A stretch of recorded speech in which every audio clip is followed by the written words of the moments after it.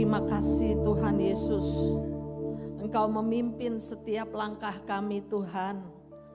Di tempat-tempat yang berbatu-batu, ataupun di jalan yang rata, atau tempat yang berkelok-kelok. Tuhan ada di situ memimpin langkah kami. Terima kasih Tuhan Yesus untuk semua yang Tuhan buat dan yang akan Tuhan buat. Ajar kami percaya untuk menggenapi semua firman-Mu di dalam kehidupan kami. Terima kasih. Haleluya. Amin. Terima kasih. Saya biasanya di sekolah minggu ya. Jadi saya bukan pembicara. Jadi maaf kalau ada yang salah-salah. Oke, sebelumnya saya akan membacakan satu puisi. Saya bukan pujangga ya, tapi lagu ini sangat memberkati saya dan juga pasti juga saudara. Ya, puisinya seperti begini. Ini adalah lagu. Nanti kita dengar lagunya.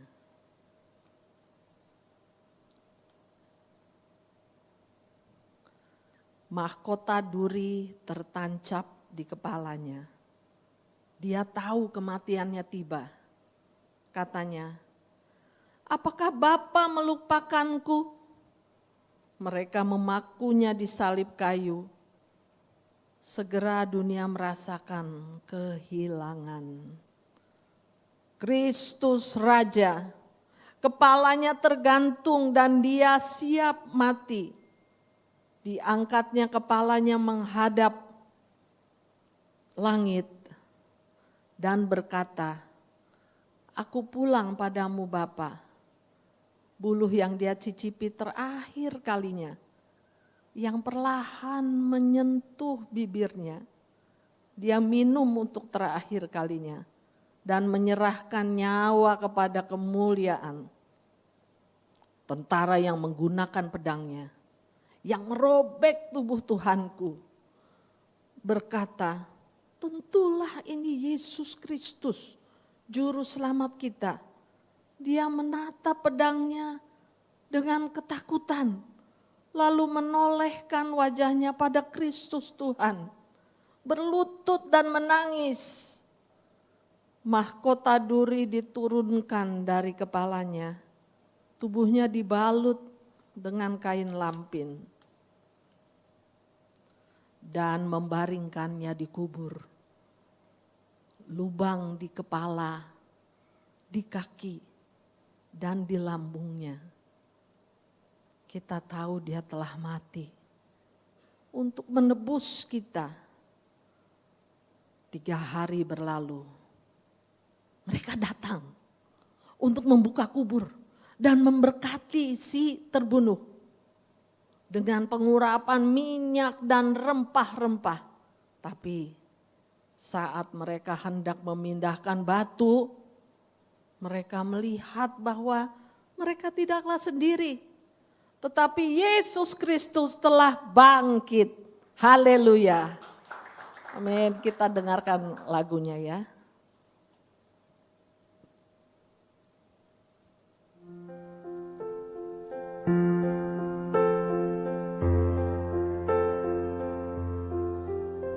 A crown of thorns placed on his head. He knew that he would soon be dead. He said, did you forget me, Father, did you? They nailed him to a wooden cross. Soon all the world would feel the loss of Christ the King before his hallelujah. Hallelujah. Hallelujah. Hallelujah. Hallelujah.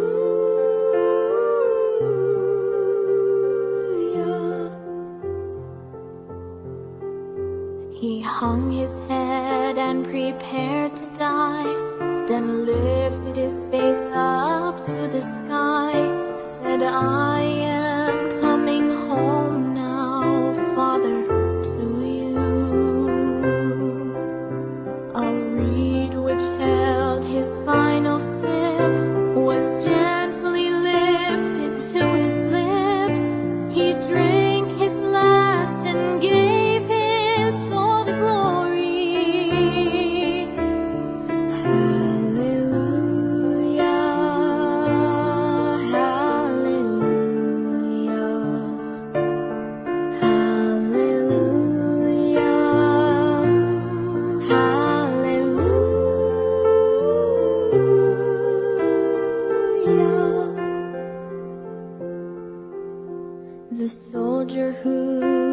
had used his sword to pierce the body of our Lord, said truly this was Jesus Christ our Savior.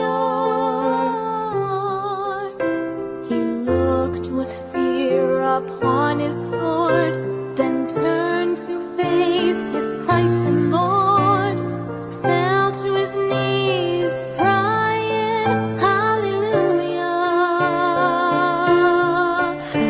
Hallelujah, Hallelujah, Hallelujah, Hallelujah.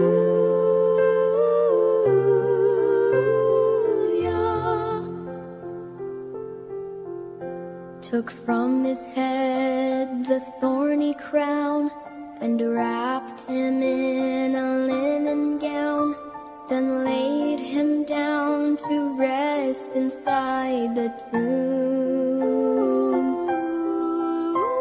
The holes in his hands, his feet and side, now in our hearts we know he died to save us from ourselves. Oh, hallelujah, hallelujah,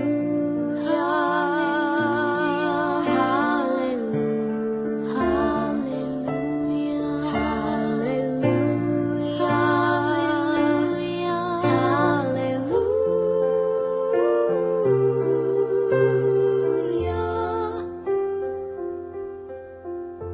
3 days went by, again they came to move the stone, to bless the slain with oil and spice anointing. Hallelujah. But as they went to move the stone, they saw that they were not alone, for Jesus Christ has risen. Hallelujah, hallelujah, hallelujah, hallelujah, hallelujah.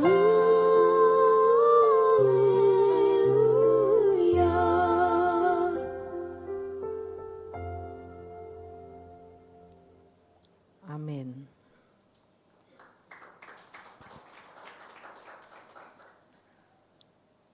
Perjalanan Tuhan Yesus sejak dia dari lahir sampai menjadi anak-anak, bahkan sampai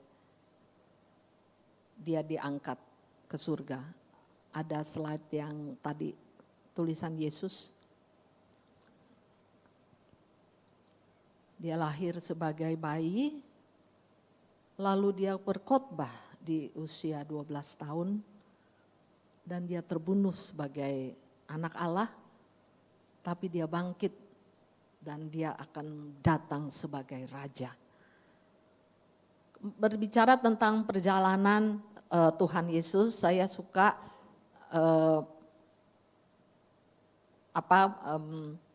gambar faith walk itu, walknya dijadiin kaki. Saya juga gak kepikir. Terima kasih itu siapa yang buat, whoever, terima kasih. Memang seperti itulah perjalanan anak-anak Tuhan, perjalanan iman. Bahkan Tuhan Yesus sendiri yang adalah raja segala raja.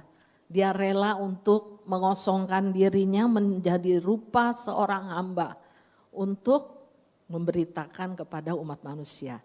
Coba dibuka di Lukas 2, karena saya bergerak banyak di bidang anak-anak. Jadi saya mau tahu anak-anaknya waktu Yesus anak-anak tuh bagaimana. Ceritanya cuma sedikit sekali dari Matius, Markus, Lukas, Yohanes. Saya cuma lihat ada di Lukas tentang Yesus yang berumur 12 tahun. Ya, dari Lukas 2 ayat 41 sampai 52. Tiap-tiap tahun orang tua Yesus pergi ke Yerusalem pada hari raya Paskah. Ketika Yesus telah berumur 12 tahun, pergilah mereka ke Yerusalem seperti yang lazim pada hari raya itu. Sehabis hari-hari perayaan itu, ketika mereka berjalan pulang, tinggallah Yesus di Yerusalem tanpa diketahui orang tuanya. Karena mereka menyangka bahwa ia ada di antara orang-orang seperjalanan mereka. Berjalanlah mereka sehari perjalanan jauhnya, lalu mencari dia di antara kaum keluarga dan kenalan mereka. Lalu ia pulang, yang tadi mana ya? Yang tadi yang 44. Karena mereka menyangka bahwa ia ada di antara orang-orang seperjalanan mereka. Berjalanlah mereka sehari perjalanan jauhnya, sehari ya. Lalu mencari dia di antara kaum keluarga dan kenalan mereka. Lalu 45, karena mereka tidak menemukan dia, kembalilah mereka ke Yerusalem sambil terus mencari dia. Sesudah 3 hari, mereka menemukan dia dalam bait Allah. Ia sedang duduk di tengah-tengah alim ulama sambil mendengarkan mereka dan mengajukan pertanyaan-pertanyaan kepada mereka. Dan semua orang yang mendengar dia sangat heran akan kecerdasannya dan segala jawab yang diberikannya. Dan ketika orang tuanya melihat dia, tercenganglah mereka. Lalu kata ibunya kepadanya, "Nak, mengapakah engkau berbuat demikian terhadap kami? Bapamu dan aku dengan cemas mencari engkau." Jawabnya kepada mereka, "Mengapa kamu mencari aku? Tidakkah kamu tahu bahwa aku harus berada di dalam rumah Bapakku?" Tetapi mereka tidak mengerti apa yang dikatakannya kepada mereka. Lalu ia pulang, ini ayat kunci. Ia pulang bersama-sama mereka ke Nazaret. Dan ia tetap hidup dalam asuhan mereka. Dan ibunya menyimpan semua perkara itu di dalam hatinya. Dan Yesus makin besar, makin bertambah besar dan bertambah hikmatnya dan besarnya dan makin dikasihi oleh Allah dan manusia. Sangat ditekankan situ Allah dan manusia. Saya ibu ya, saya punya anak-anak. Kalau misalnya lagi jalan-jalan kemana, pasti diperhatiin dong anak-anak ya. Pernah ada yang hilang di department store, itu ada baju-baju, dia pikir dia main petak umpet, dia masuk ke baju-baju. Saya panik luar biasa, karena saya kirain dia hilang. Ini Tuhan Yesus, ini saya pikir ya, umur 12 tahun, itu sudah mulai agak besar. Kira-kira kelas 6 SD ya, saat itu mungkin kalau ada sekolah. Nah saya pikir, Tuhan Yesus ini sudah setiap tahun, dikatakan di situ setiap tahun mereka datang ke bait Allah untuk merayakan Paskah. Berarti sudah tahu, sudah setiap tahun seperti begitu. Jadi mungkin ketika pulang anaknya ketinggalan satu nggak tahu karena Yesus ternyata punya saudara ya. Saudara tahu Yesus punya saudara, saudara kandung punya namanya Yoses. Siapa lagi tuh? Ada di Matius. Ada di, sebentar ya, saya kasih lihat. Ada di Matius, Markus 6 ayat 3. Ya. Ini orang-orang di Nazaret bilang gini, "Bukankah ia ini tukang kayu, anak Maria, saudara Yakobus," itu saudaranya, "Yoses, Yudas dan Simeon? Dan bukankah saudara-saudaranya yang perempuan ada bersama dengan kita?" Jadi ada yang perempuan, ada yang laki. Jadi ada mungkin 5 adiknya itu ya, itu ikut. Nah jadi hilang satu nggak ketahuan. Tapi anehnya 3 hari setelah dicari-cari nggak ada. Saya mikir ini Tuhan Yesus di bait Allah itu ya, dia makan apa ya? Dia tidur bagaimana ya? Ini anak-anak aja kita mau camp, ya sekolah minggu katanya nanti mau ada camp, 1 hari aja. Itu ntar makan bagaimana, tidur bagaimana, udah mikir ya, ini Yesus 3 hari. Saya pikir pasti panik ini Maria dan Yusuf ya. Tapi mereka berhikmat dan kembali mencari di bait Allah. Kenapa di bait Allah? Kenapa bukan di tempat bermain, itu kan tempatnya anak-anak ya, tempat apa gitu. Kenapa di bait Allah? Karena pasti saya percaya, sejak kecil Tuhan Yesus yang anak Allah, itu juga dididik tentang Allah, tentang Tuhan. Diberi pengajaran yang pasti, kalau enggak dia enggak ada interest untuk diem di bait Allah 3 hari, berdiskusi lagi ngapain gitu ya. Berdiskusi yang yang banyak gitu, yang tinggi. Nah, pada saat itu ketika Tuhan Yesus diketemukan, dia bilang, kenapa cari aku kan harus di rumah Bapakku. Dia bikin 2 analogi ya. Ibunya, papahnya nggak ngerti, tapi nggak ngerti bukan berarti diomel-omelin itu anak. Saya nggak baca sih ya, Maria marah, Yesus kamu ya gitu, yang enggak tuh. Akhirnya dia pulang, dan ini yang sangat menyentuh hati. Tuhan Yesus sudah tahu bahwa dia anak Allah, dia beda, tapi dia tuh nggak petinting gitu ya. Karena aku anak beda, aku anak Allah. Ini papa mamaku aja harus aku yang menyelamatkan. Dia udah mulai sadar gitu ya. Dia nggak keluar itu kesombongannya. Aku kan anak Allah, jadi aku nggak usahlah diajar-ajarin. Orang aku udah berdiskusi, berdebat sama imam-imam. Papa mamaku sama imam-imam itu kan lebih pintar imam-imam itu istilahnya ya. Nah, kejadian ini berlaku untuk saya. Saya ini bukan dari keluarga Kristen. Ya. Saya sekolah, terus saya lihat teman-teman saya nih, ada yang papahnya dokter, insinyur, terus ada yang kerjanya bagus gitu ya. Terus mamahnya apa gitu. Kok mereka ini ya kalau pelajaran sekolah gitu, mama papaku yang ajarin ini itu, kok saya mulai membandingkan ya, saya minta ampun sama Tuhan, tapi ini perjalanan iman. Saya bilang gini, kenapa papa saya SMP aja nggak lulus, papa saya SMP nggak lulus, mama saya SD nggak lulus, karena perang dan tidak ada makanan, dia harus berjualan gula-gula, cuma disiram pakai sirup, berjualan di tentara-tentara Jepang saat itu.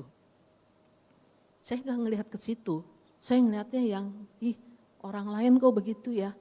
Tapi setelah saya mengenal firman ini, saya mulai sadar bahwa nggak boleh banding-bandingkan seperti itu. Kita ditaruh di keluarga apa karena Tuhan punya rencana. Ada perjalanan-perjalanan hidup yang Tuhan mau pakai di situ. Nah, pada saat itu ya, saya berpikir lagu tadi itu bercerita tentang kematian dan kebangkitan Tuhan. Dikatakan haleluya, haleluya, saya pikir haleluya kan artinya puji Tuhan ya. Haleluya, saya diberkati, haleluya, saya ditolong. Ini Tuhan lagi lagi di keadaan yang sangat sakit, yang sangat tidak enak, yang dia harus lalui. Kok dibilang haleluya? Ternyata saya belajar bahwa Tuhan, haleluya tuh artinya puji Tuhan. Puji Tuhan tuh artinya menang. Menang atas apa? Menang atas ego. Menang atas ejekan. Menang atas penguasaan diri. Menang atas kepentingan pribadi. Menang atas kemauan sendiri. Menang atas kemarahan ya. Kita kalau sakit nih, sakit gigi atau sakit apalah yang gak enak gitu badan. Itu kalau diganggu, marah kan? Diganggu, aduh udah ini nyut-nyut, itu ribut banget gitu ya. Jadi tambah nyut-nyut, apalagi Tuhan. Itu di kayu salib, diejek, dihina. Kata Pak Purba, dari jam 9 sampai jam 3 sore, 6 jam. Ada yang ngejek, ada yang menghina, ada yang macem-macem. kok nggak keluar satupun keluhan, nggak keluar satupun umpatan atau marah, padahal dia punya kuasa. Dia punya kuasa. Ada satu pendeta yang berkata saat disalib itu sebenarnya malaikat di sorga itu udah siap-siap. Ini tinggal bilang A aja gitu, Tuhan Yesus bilang hancurin gitu ya. Udah tuh habis itu semua. Tapi itu gak dilakukan. Dia tergantung, tetap tergantung, memang harus dilalui yang seperti itu. Ini yang kemenangan yang sangat besar bagi Tuhan kita. Coba buka dari Mazmur 148 ayat 1. Haleluya, pujilah Tuhan di sorga. Pujilah dia di tempat maha tinggi. Ayat 2, pujilah dia hai segala malaikat. Pujilah dia hai segala tentaranya. Ayat 3, pujilah dia hai matahari dan bulan. Pujilah dia hai segala bintang yang terang. Jadi puji Tuhan, haleluya itu memuji Tuhan. Buatlah hidup kita itu terus bergantung kepada Tuhan. Setiap langkah kita itu bergantung kepada Tuhan. Kita nggak tahu di depan itu ada apa. Yang di belakang ya udah kita lewatin ya. Tapi yang di depan kita nggak tahu. Perjalanan kita ini seperti apa. Diberkati orang yang mengandalkan Tuhan dan yang menaruh harapnya kepada Tuhan. Yang tidak berharap kepada kekuatannya sendiri. Atau kepada pengertiannya sendiri. Kembali ke Tuhan Yesus ya, yang 12 tahun itu. 12 tahun itu saya pikir mulai kelas 6 gitu ya. Mulai ngerti. Di sini ngambil perjamuan umurnya 12 tahun ya, ditetapkan. Karena apa? Dianggap udah ngerti. Jadi enggak main-main. Ini nih bukan buat mau nyoba-nyoba. Rasanya manis, rotinya enak gitu, bukan. Tapi sudah ngerti bahwa kamu tuh harus menghargai ini sebagai kasih Tuhan yang luar biasa untuk menebus kita, ya. Nah, biasanya anak-anak yang berumur segini ini, kalau dalam bahasa Inggris kan belum teenage ya, kalau bahasa Indonesia kan 11, 12, 13, 14. Udah dari 11 tuh udah anak belasan tahun gitu dibilang. Kalau bahasa Inggris mulai dari 13, teenager baru dibilang. Biasanya penuh dengan apa sih, pengen tahu, bahkan berontak kadang ya. Bahkan gak mau denger sok pinter gitu ya. Nah, Tuhan Yesus yang dalam keadaan seperti begitu, tadi di ayat 51 dikatakan dari Lukas 2, dia itu submit dirinya tinggal dalam asuhan mereka, asuhan si Yusuf dan Maria. Dan ibunya menyimpan semua perkara itu di dalam hatinya. Mungkin dia cerita. Mungkin mamahnya tanya, kamu diskusi apa sih sama itu tuh om-om yang pinter-pinter tuh gitu ya. Wah mungkin dia cerita gini. Mungkin orang tuanya juga kok bisa ngerti ya. Anak ini kok bisa tahu kalau zaman itu udah ada tes IQ. Mungkin IQ-nya Yesus berapa ya kira-kira. IQ-nya yang lebih dari Einstein mungkin ya saat itu. Nah, tapi mata mereka terbuka. Tuhan Yesus itu submit dirinya. Biarpun dia tahu bahwa dia anak Allah, dia tidak belagu istilahnya ya. Dia tetap dalam asuhan ibu bapaknya. Mungkin kadang-kadang disuruh potong kayu, suruh ambil kayu di hutan atau bagaimana ya, terus suruh bikin bangku mungkin ya, atau apalah, suka disuruh-suruh mungkin sama orang tuanya. Dia enggak di Alkitab enggak diceritakan, tapi diceritakan kata kunci seperti itu. Dia tinggal dalam asuhan mereka sampai saatnya tiba. Berapa puluh tahun itu, dari 12 sampai Tuhan Yesus memulai dengan pelayanannya. Begitu luar biasa Tuhan memberi contoh, bahkan sejak dari anak-anak pun sampai dewasa memberi contoh yang demikian. Saya pernah bersaksi di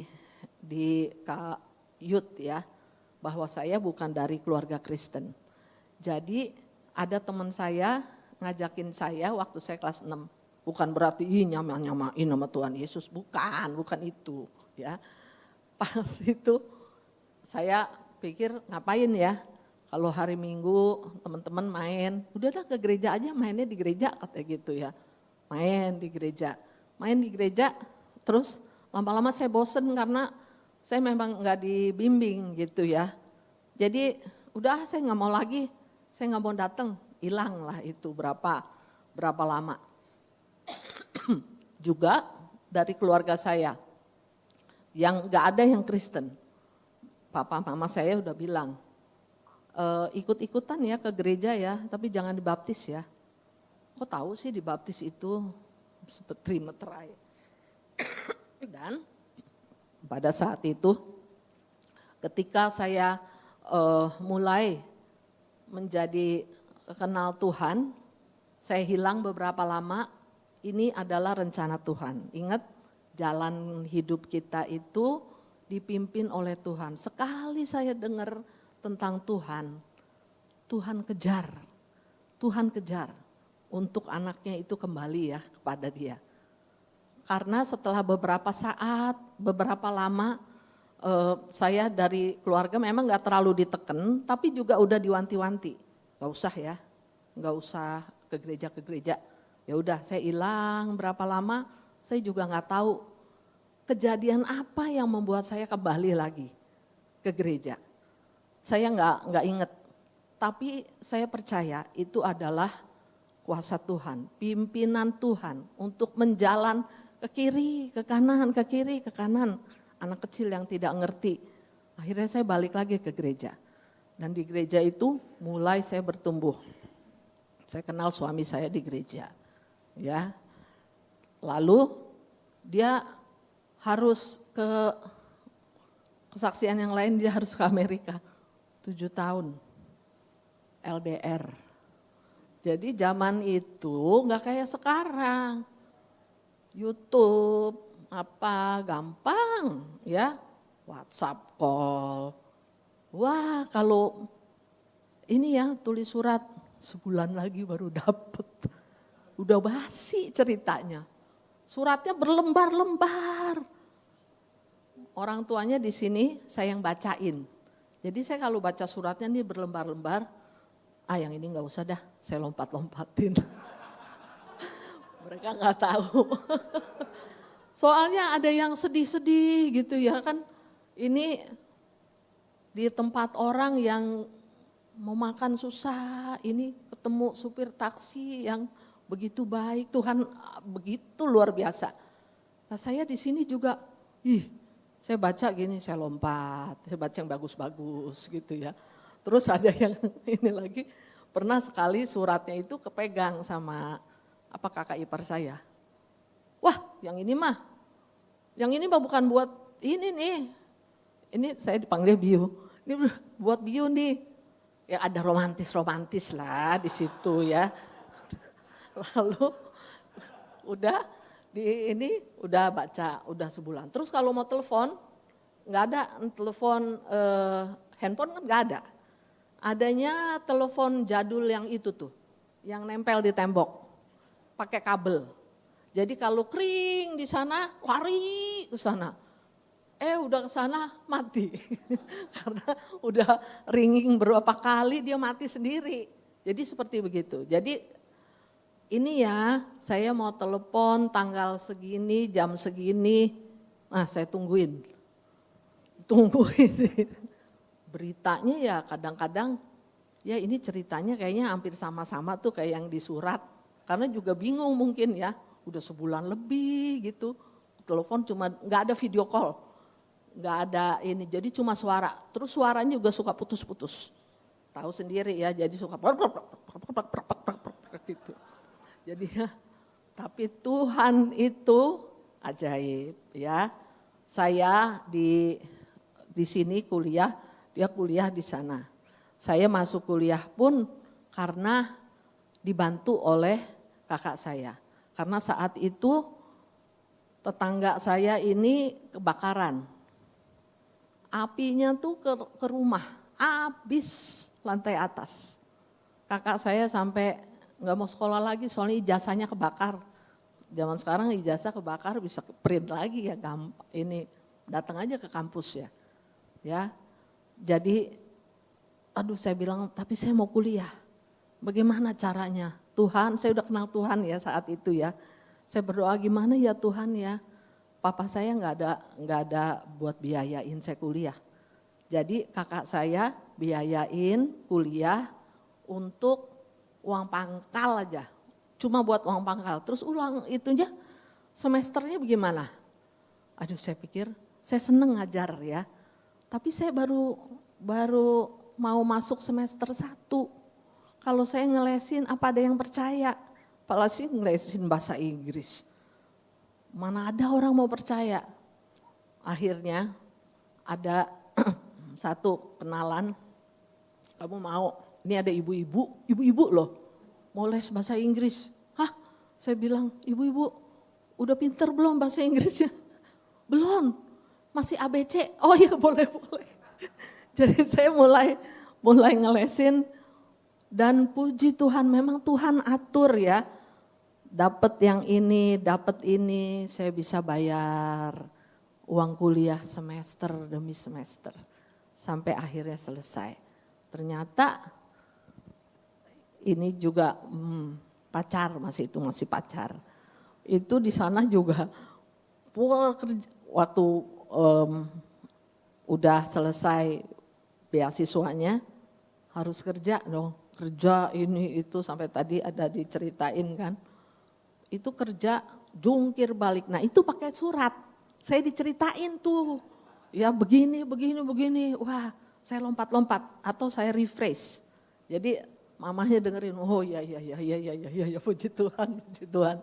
Tapi memang ya doa yang tidak berkeputusan juga hati yang melekat dengan Tuhan ya. Betul ada kekhawatiran ini mau bagaimana ya. Masa mau begini terus gitu. Tuhan ini depannya apa Tuhan? Nggak tahu, kamu jalan aja. Jangan sampai kita keluar dari jalurnya Tuhan. Jangan sampai kita pikir, udah dah saya give up. Nggak usah ikut Tuhan. Justru itu yang bahaya. Karena apa? Begitu kita keluar dari jalur yang Tuhan sudah pagari, berarti perlindungan itu, naungan itu juga keluar. Kita nggak ada di tracknya Tuhan.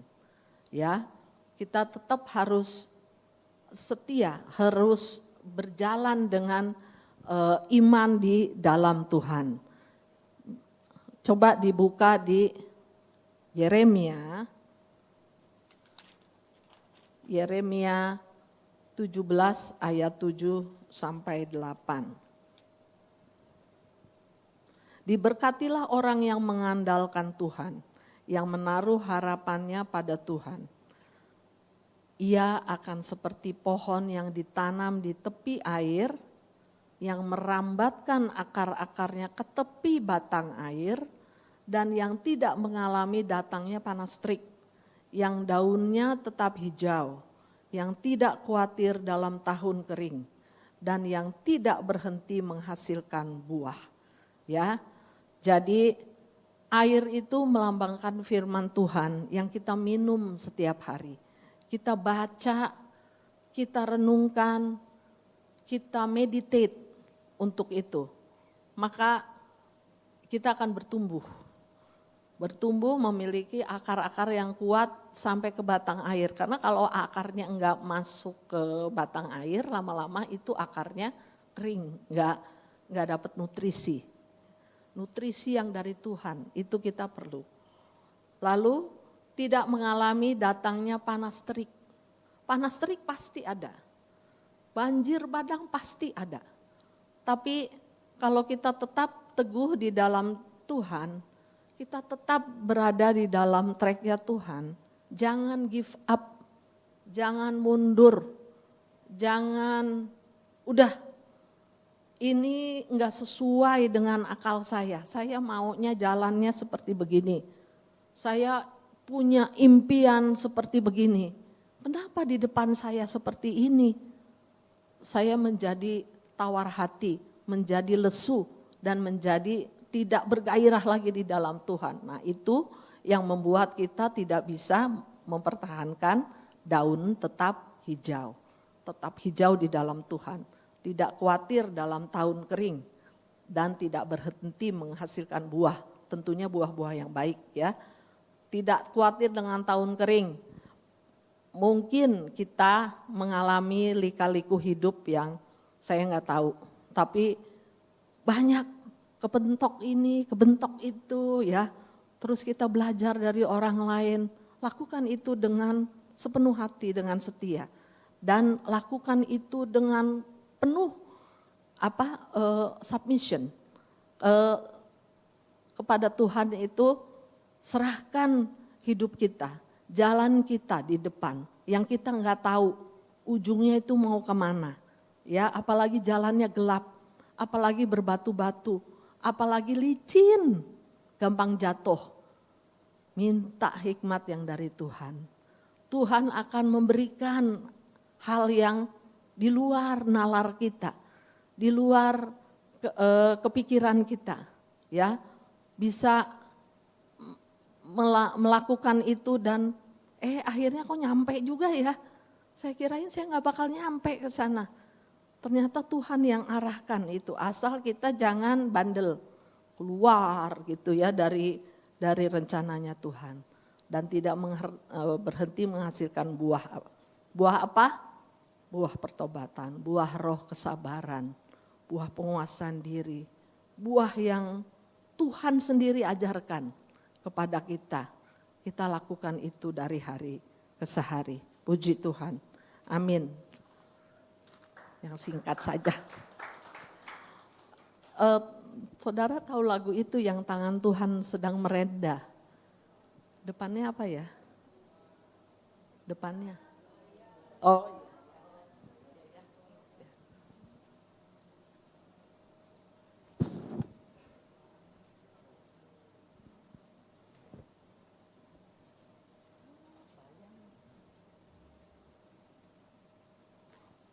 Dalam kehidupan kita, biar setiap langkah kita ini dipimpin oleh Tuhan.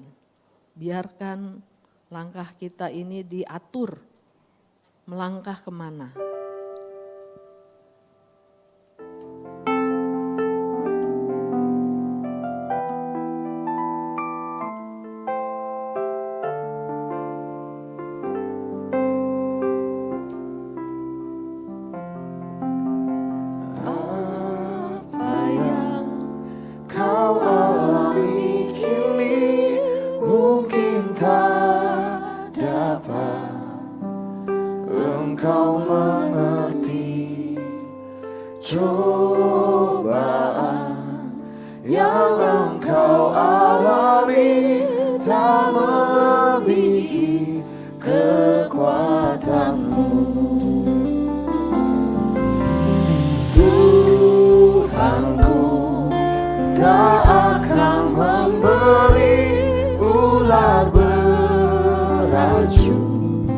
Ada yang minta roti, satu hal tanam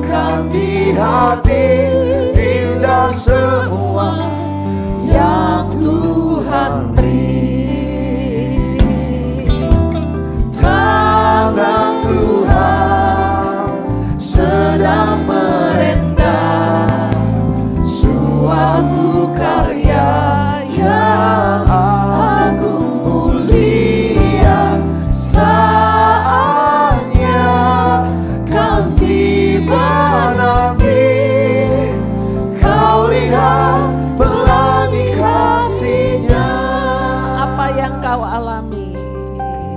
Haleluya. Apa yang kau alami kini mungkin tak dapat engkau mengerti. Cobaan yang engkau alami tak melebihi kekuatanmu. Tuhanku tak akan memberi ular beracun pada yang minta roti. Satu hal tanamkan di hati, indah semua yang Tuhan beri. Tangan Tuhan merendah hidupku. Tangan Tuhan sedang merendah suatu karya yang agung mulia. Saatnya kan tiba nanti, kau lihat pelangi kasih-Nya. Tangan Tuhan. Tangan Tuhan sedang merendah suatu karya yang agung mulia. Saatnya kan tiba nanti, kau lihat pelangi kasih, kau lihat pelangi, kau lihat pelangi kasih-Nya. Kau lihat pelangi kasih-Nya. Kemuliaan bagi Tuhan kita. Puji Tuhan.